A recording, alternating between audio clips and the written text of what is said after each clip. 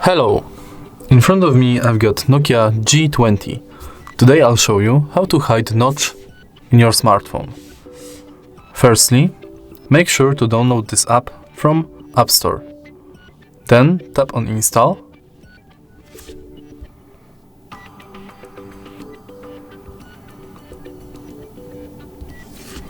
And open it.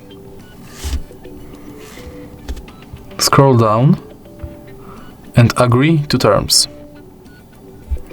Now let's open it again and tap on Hide Notch.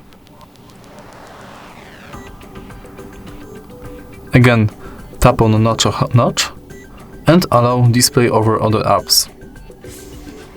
Now let's go back to the app, and again we can tap on Notch. Now your notch is hidden. To disable it, enter the app and turn off this function. If you find this video helpful, please leave like, comment and subscribe.